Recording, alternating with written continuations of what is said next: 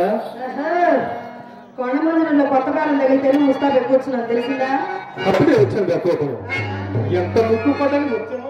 అవునండి, ఎవరి మాటలు వారికి ఇంపుగానే ఉండును. ఈ పూట ఎవరో తప్పక పైకమిచ్చదని నమ్మకంగా చెప్పిపోయినారు. కావున ఎటులైనా మా అమ్మ వారు కట్టవచ్చును కదా అని మహా సంతోషంతో ముస్తాబు ఎక్కువచ్చినందుకు కలిగిన ఫలితమే. అయినా అది ఏ పాపమో గాని మీ మగవారు మా ఆడువారిని అసలు నమ్మరు ఎందుచేత? ఏ చందాన్ని నిన్ను నమ్మనివాడు ఇది హాస్యముడు కన్న మాటకు అంత హాస్యములు కూడా హద్దు పట్టు ఉండనక్కర్లేదా? గొడవపడి హాస్యమా చెప్పండి. పోనిమో పొరపాటే కానీ శుభశక్తులకు వచ్చినారు. మనసులో ఏదో ఏమీ లేదు. చెప్పారు. నేను చూసినాను. వీధికము మన వచ్చో మీ అమ్మ కంటపడవలసి వచ్చినది తటాలను తలుపు తీర్చుకుని బడాలను బయటకు వచ్చినాడు.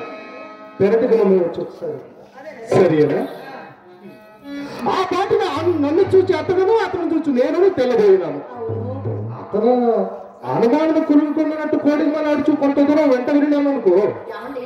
ఎలాగో కొంత దూరం వెంట వెళ్ళి కోడిగొలాడుతూ సాగనిపి వచ్చారుగా, మరి ఎందులో కేక్ తెంచుతున్న శుద్ధిశెట్టి గారు అని మీరే అడగలేకపోయారా? చెప్తున్నాను, కోపగించుకోను కదా. సభాష్, ఇదిగో ఇప్పుడు చెప్పదు. మేనమ కొరకు వచ్చిన వాడిని విచ్చలవిడిగా వీధిగా మన పేక బెదరుచు పేరుటుదారని పోవటయ్యేలా మేనమ కావలసి వచ్చినాడు కదా, అలా పోవట ఎలా అని నా అనుమానం. అడుగు ముఖం ఆయన నిలబెట్టి మరి మీరు అడగలేకపోయారా? అడుగుటకు వీలు కాలేదు. నాకు ఒక బాల్యమిత్రుడు అనుకొని కుశల ప్రసవం వేయించుకోవచ్చు. సరే నేనే చెప్పేది కానీ సావధాన చిత్తులు ఆలోచించాలి. మరి సరియేనా?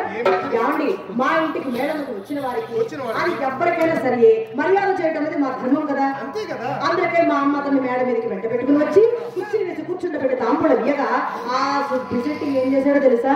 వచ్చిన పని కాస్త విడిచిపెట్టి నాతో అధిక ప్రసంగాలు మొదలు పెట్టాలండి.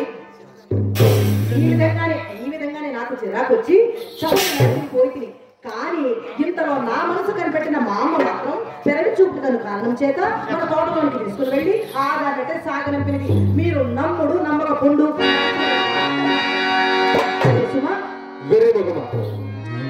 నీ మాట వేదనగా నేనెప్పుడు నమ్మలేదు.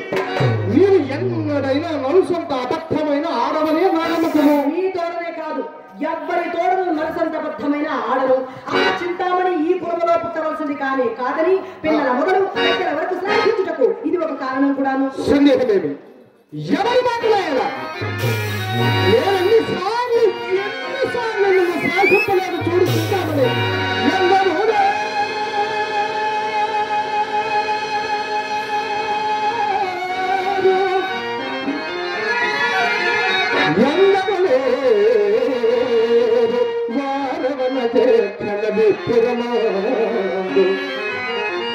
కళ్ళలో పండుగ మాటలో ఇది